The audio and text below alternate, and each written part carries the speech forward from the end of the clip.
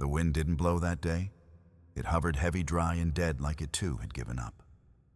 The sun baked the dirt road into something more bone than earth, and the heat danced in shimmering waves above the cracked ground. That's where they were.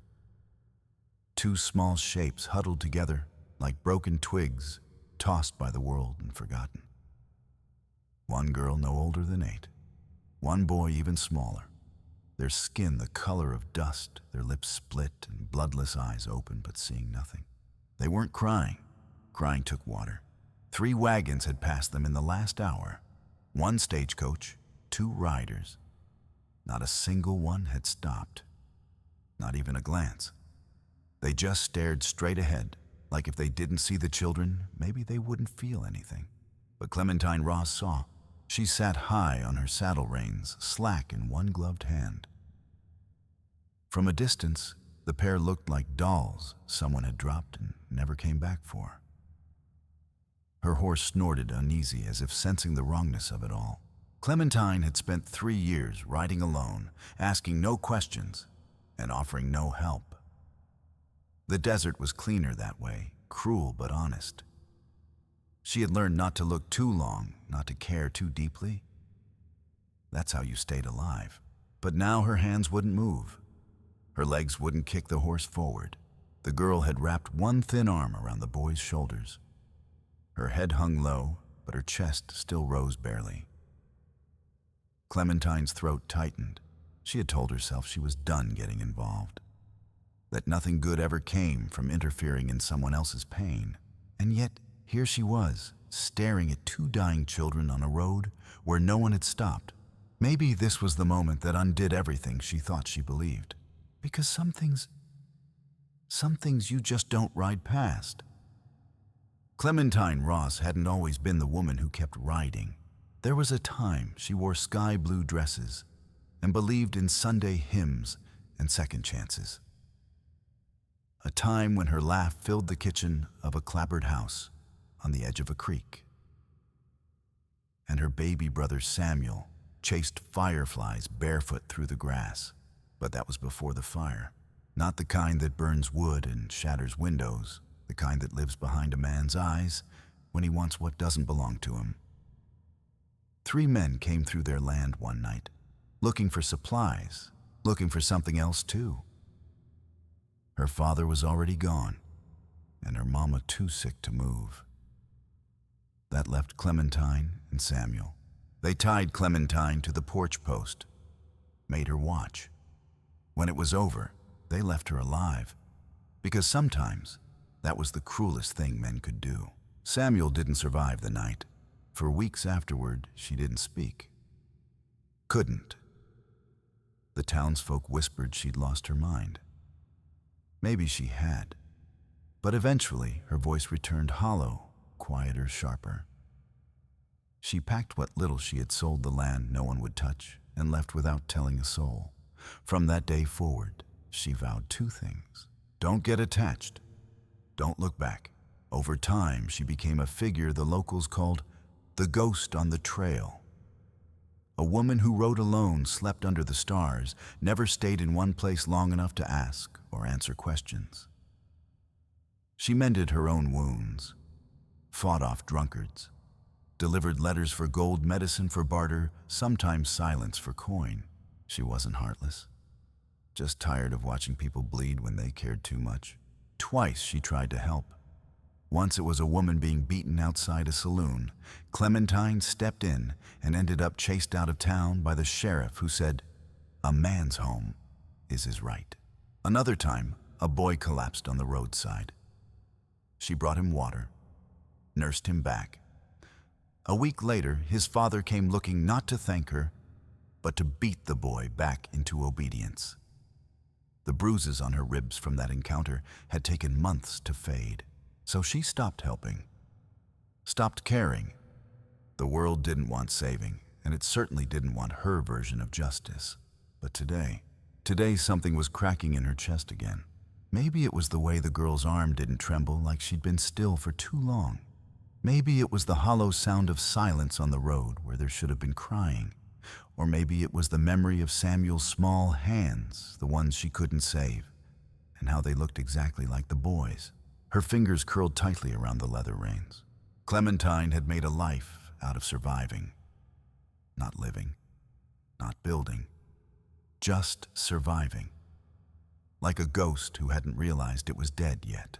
But ghosts don't feel pain, and this pain felt too real to ignore. Clementine dismounted slowly, boots crunching against sun-baked gravel. Her horse shifted behind her, restless, sensing something she hadn't yet named. She moved with the care of someone approaching a wounded animal, open hands, no sudden movements. The girl didn't flinch. She sat like a statue, eyes distant, the boy's head limp against her shoulder. Clementine knelt beside them, close enough now to see the blistered skin on their lips, the gray tint beneath their fingernails. Their clothes had once been decent, but now hung in sun-faded strips. Fine lace ripped, good boots worn to nothing. These weren't street kids. She pulled the canteen from her hip and offered it first to the girl. The child didn't move at first, not until Clementine unscrewed the cap and held it steady. Then, with desperate shaking hands, the girl drank. The water ran down her chin, soaking into the torn collar of her dress. She didn't stop until the canteen was nearly empty. Then she turned without a word and helped the boy sip from it too. "What's your name, sweetheart?" Clementine asked softly. The girl licked cracked lips. "Mercy," she rasped. "This is Thomas. Where's your family?" At that, Mercy's eyes widened in something more than fear, something closer to terror. She clutched Thomas tighter, her whole body going rigid. "Can't tell. They said we disappear if we told." "Who said that?" Clementine asked, a chill rising on her arms, despite the heat. But Mercy shook her head violently. She was already shutting down again, lips-sealed eyes flicking past Clementine's shoulder towards something behind her. Clementine turned just in time to see a figure approach on horseback, tall in the saddle dark coat, despite the heat, the glint of a silver badge pinned to his vest. The sheriff. He didn't stop at a respectful distance. He rode right up until the shadow of his horse loomed over all three of them. "You'd best move along, miss," he said. "Those children are no concern of yours." Clementine rose slowly, her body instinctively angling to block the kids. "They're half dead," she said. "I'd say that makes them everybody's concern, not these ones." His voice was calm, measured. But there was something off in it, not indifference. Something colder, intention. These ones brought their troubles on themselves. Best to let nature take its course. Clementine's fingers drifted toward the butt of her revolver. They're children. The sheriff leaned forward in his saddle reins, taut in his gloved hands. "You'd do well to remember how things work around here. This territory's quiet because folks know when to keep riding." Silence stretched between them, and then Clementine felt it, a small hand, barely there, gripping the hem of her coat. "Mercy." It wasn't a plea. It was something more primal. Desperation wrapped in trust, the kind that shattered something inside you if you looked at it too long. The sheriff's horse shifted, impatient. "I said move along," he repeated, voice lower now, thick with warning. But Clementine didn't move. Not yet. Not until she was sure Thomas was still breathing. She glanced down the shallow, uneven rises of his chest. Barely there. She looked back up. Why hasn't anyone helped them? The sheriff's eyes narrowed, because they were told not to. And just like that, everything clicked. This wasn't neglect. It was a warning. An orchestrated silence. Everyone who passed had seen and kept going. Not by chance, by command. Behind the sheriff, the road shimmered toward the outline of Millfield, just 5 miles away. Close enough for help. Too far somehow for decency. "You've got 1 hour, the sheriff said. "Be gone when I come back. Don't make me ask twice." Then he turned his horse and galloped toward town dust, curling behind him like smoke from a fire no one wanted to see. When he was gone, Clementine exhaled and realized she'd been holding her breath. She knelt again beside the children. Mercy stared up at her with wide, unreadable eyes. "He'll bring others," the girl whispered. "They don't want us to talk." "Who doesn't?" "The woman with yellow hair," Mercy said. "She told us if we said what we saw." She didn't finish, but Clementine didn't need her to. She already knew if these children talked, someone powerful stood to lose everything, and someone was willing to kill to make sure they stayed quiet. They hid for hours in a dry gully shaded by a crooked mesquite tree. Clementine had tied her horse loosely to a low branch, scanning the distant road for dust plumes that might mean riders. Nothing yet. But she knew better than to think they were safe. Not when men like that sheriff didn't issue warnings, they issued countdowns. Thomas lay curled on a saddle blanket, barely conscious, his breath shallow and his skin pale beneath the dust. Clementine had given him the last of her jerky and water, but it wasn't enough. The boy needed a doctor. He needed a bed, a roof, real food, not this pit stop between survival and death. Mercy sat close, legs drawn up under her fingers, twisted in the hem of her dress. Clementine kept her voice low. "Can you tell me what happened, sweetheart? Why would someone leave you two out there to die?" Mercy didn't answer at first. Her eyes flicked toward her brother, as if even speaking might bring danger closer. But then she said, barely above a whisper, "It started in the cellar." Clementine stilled. "What cellar?" "The one under the big house," Mercy said. "The one with the glass windows and green roof. We were helping clean after supper, and Thomas spilled a jar. I went to get a rag, and I heard someone screaming." She swallowed hard. "I looked through the crack in the door. There was a man down there chained up. His shirt was torn and his face was..." She trailed off. The woman, she had yellow hair, all curled. She was yelling at him, asking about papers. "What kind of papers?" "Land." That's what she said. She said he stole land from her. Clementine felt a shiver crawl up her spine. "Do you know who the man was?" Mercy nodded slowly. "Mr. Peterson. He used to bring flour to the ranch. He was always kind. Peterson."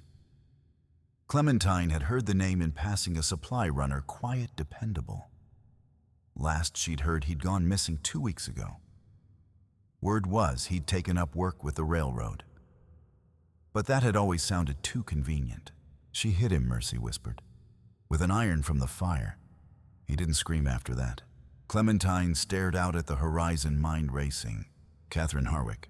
She'd never met the woman, but the name carried weight in Millfield, wealthy widow owner of the largest spread west of the ridge. Took over her husband's land 5 years back and tripled its output. People spoke of her like they spoke of floods or drought, something you endured, not questioned. "Your mama worked there?" Clementine asked gently. Mercy nodded. She cooked and cleaned. When she got sick, Mrs. Harwick said we could stay if we worked. So we did. We swept and scrubbed and helped the cook. "What happened when your mama died?" "They said we'd be taken care of. But they stopped feeding us. Locked us in the shed some nights. Then one day they told us to go with the man in the black coat. He took us in a wagon and dropped us by the road." Her eyes filled, but no tears fell. "He said if we spoke about the cellar or what we saw, nobody would ever find us again." Clementine's jaw clenched. This wasn't just cruelty. It was orchestration. A web of silence stretched tight over this town, held in place by fear money and blood. "They tried to erase you," she said softly. But they didn't finish the job. Behind her, Thomas stirred. His eyes blinked open, unfocused, but alive. When he saw Clementine, he tensed and tried to crawl away. But Mercy soothed him. "She's helping us, Tommy," she whispered. "She's not like them." Clementine felt something crack open inside her. Not the old rage, something older than that, the ache of knowing you'd been given one more chance to do it right. The sky had started to shift orange, creeping into blue, the sun sinking low. Clementine stood and scanned the horizon. Dust clouds, not far, maybe 15 minutes away. They were coming. She turned to Mercy. "Can you ride?" The girl nodded, though she looked unsure. Then get ready. Clementine scooped Thomas into her arms. He weighed almost nothing. She'd carried sacks of flour heavier than this boy. His skin was hot, his pulse thin. As she hoisted him onto the saddle and helped Mercy climb up behind, she looked once more toward the rising dust. They were chasing ghosts, but Clementine had spent 3 years being one. She knew exactly how to disappear and exactly where to make her stand. They rode fast and low, sticking to the shadows of the canyon walls. Clementine knew this land well enough to find shelter a narrow passage between red stone cliffs, where sound was swallowed and sunlight came in slivers.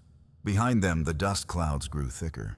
4 riders, maybe 5, closing the distance with trained precision. She guided her horse between the walls of the ravine, the hooves clattering on stone. Up ahead, a natural overhang, just wide enough to rest, just narrow enough to stage a defense. She slid off her saddle and pulled Thomas into the shade, his breathing thin but steady. Mercy stayed close, trembling but silent. "They're coming fast," the girl whispered. "Let them," Clementine muttered, checking her rifle. Minutes later, the first hoofbeats echoed through the canyon. And then they appeared, 4 figures, 3 men and 1 woman, who rode like she owned the world. Catherine Harwick. Even in the desert heat, she looked immaculate. Her hair was pinned up in polished gold curls, and her side saddle position looked more ballroom than battleground. But her eyes, cold, calculating, carried the weight of someone who'd ordered things done and watched the blood dry afterward. Behind her, 3 men dismounted, guns at their hips, fingers twitching. One of them caught Clementine's attention, not for his weapon, but his hesitation. Deputy Joseph. She remembered him from years back, younger than Green, assigned to her escort after a supply run turned bloody. He'd been the kind to speak softly and flinch at violence. Yet here he stood among killers. Miss Ross Catherine called her voice honey-sweet. "You have something that belongs to me." Clementine stepped forward, keeping her rifle low, but ready. "You mean the children you left to die in the sun?" Catherine smiled, eyes narrowing. "They're confused. Orphans with overactive imaginations. They wandered off. I'm simply retrieving them before they hurt themselves." "And what about Mr. Peterson?" Clementine asked. "Was he confused too when you chained him to a wall?" The reaction was instant. Catherine's face flickered, not with guilt, but calculation. The men behind her shifted, and one stepped forward, hand dropping to his holster. "Easy," Clementine warned, lifting her rifle an inch. Catherine waved the man back, recovering her poise. "Peterson stole from me.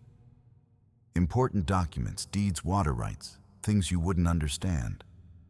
He planned to sell them to railroad men and ruin the families of this territory. You tortured him. I protected my legacy." Mercy stood then, her small frame visible behind the rocks. "You killed him," she said, voice shaking. Catherine's eyes darkened. Children lie. Clementine didn't take her eyes off the woman. Funny thing about liars, they don't usually collapse from thirst on a road 5 miles from town. That's when Catherine dropped the act. Her smile vanished, her voice sharpened. "You think you've uncovered something noble here. This territory survives because I hold it together. If I fall, everything falls with me." "And what exactly is falling?" Clementine asked. "Your name or your power?" Before Catherine could answer, a sharp whistle rang out. From behind Clementine, 2 more men appeared. They'd looped around the canyon walls. Between them hung 2 cloth-wrapped bundles. Mercy and Thomas unconscious again, heads covered. Catherine stepped closer, her eyes locked on Clementine. "I always prepare both exits," she said. The rifle in Clementine's hands suddenly felt heavier. She couldn't shoot, not with the children between them. Her only shield was timing, and maybe a sliver of mercy from the one man who hadn't drawn his weapon yet, Deputy Joseph. "Joseph," she said, quiet but pointed, "is this really who you are now?" The young deputy looked like a man straining against a noose only he could feel. I have orders." "From who?" "A woman who leaves children to die, who tortures men over paper." He didn't respond, But he didn't raise his gun either, Catherine noticed. "Joseph," she said sharply, "you swore loyalty." "I swore to uphold the law," he whispered. "No," she snapped. "You swore to me." The canyon went still. Every sound, the wind, the horses, the ragged breath of the boy, hung suspended. Then Catherine gave the order. "Kill her." The bearded gunman raised his rifle. Clementine didn't move. Not yet. Not with Thomas and Mercy still in danger. She needed one thing, one moment of hesitation, one weakness in their line. And then it came. Joseph stepped in front of her, gun drawn. He faced the other's voice, trembling but firm. "You'll have to shoot me first." The men faltered. "Lower your weapons," Joseph said. "Now." Catherine's scream echoed off the canyon walls. "You traitor." But no one fired. Not yet. The stalemate held one breath, one heartbeat from collapsing into chaos. And Clementine, bleeding and outnumbered, knew this was her only window. She shifted slightly, tensed her legs, and waited for the light to change. The canyon held its breath. Clementine didn't blink. Neither did Joseph. Across from them, Catherine's gunmen shifted fingers, dancing nervously near their triggers. The children were still in danger. Thomas and Mercy slumped like sacks in the arms of men, too used to carrying lifeless things. Every instinct told Clementine to act. But not yet. The sun was moving. She'd noticed it earlier, how the canyon walls curved just enough to catch the late afternoon light. In a few seconds, that light would blind anyone facing the entrance. She was counting on that. Counting on timing. Counting on the fact that Catherine's men were confident but not smart. Catherine herself was the only one smiling. "You've already lost," she said to Clementine, voice rich with certainty. "You've let emotion cloud your judgment. I planned for this. I always plan." She motioned to the man holding Mercy. "Tie them. We're leaving. The woman dies here." Clementine's heart thudded once, twice. Her fingers twitched around the grip of her rifle. 5 seconds. She looked at Joseph. His jaw was tight. He was still in front of her, gun raised, but the tremble in his arm was growing. 4. The bearded gunman stepped forward, reaching for Clementine's sidearm. 3. She let him take it. 2. His grin spread triumphant. "Should have stayed on your horse, lady." 1. "Yeah," Clementine said softly. "Should have." Then she whispered duck. The sun hit the canyon's bend like a blade. Light exploded across the entrance, refracting off the stone walls and straight into the eyes of Catherine's men. For one perfect second, every man turned his head, squinting, cursing, blind. That was all she needed. Clementine drove her knee into the bearded man's gut. As he staggered, she tore her pistol from his hand and fired once, twice. The canyon rang like a church bell. He fell before he could scream. The other men fumbled for their guns, shouting through the glare. Horses reared. Dust kicked up like smoke. Mercy screamed. Joseph dropped to one knee and returned fire, covering Clementine's advance. She didn't wait. She moved fast, ducking behind a boulder as bullets sparked off the stone around her. One of the gunmen, younger, mean-eyed, aimed toward the children. "No," Clementine shouted, rising to fire. But pain exploded through her shoulder. She spun from the impact, collapsed behind cover blood, warm down her arm. Gritting her teeth, she chambered another round. Mercy's voice cut through the chaos. "Thomas, wake up." Somehow, in the confusion, she had slipped free of the bag. The man holding her reached for his gun, but she bit him hard. He yelped and dropped her. She tumbled down, scraping her knees but crawling to her brother. "Don't touch her," Catherine screamed, drawing her own pistol. She wasn't aiming at Clementine. She was aiming at Thomas. Clementine saw the barrel level. Saw the hate in Catherine's eyes. Saw Mercy throw herself over her brother's body. And Clementine knew this was the moment. One shot. One chance. Her shoulders screamed. Her vision blurred. But her hand was steady. She fired. The bullet slammed into Catherine's chest, right below the collarbone. The woman staggered backward, crashing into her white mare pistol falling from her hand. She gasped, a sound like tearing silk, and dropped to her knees. Silence followed. Long final. One of the remaining gunmen looked around, saw his boss crumpled in the dirt, and dropped his weapon.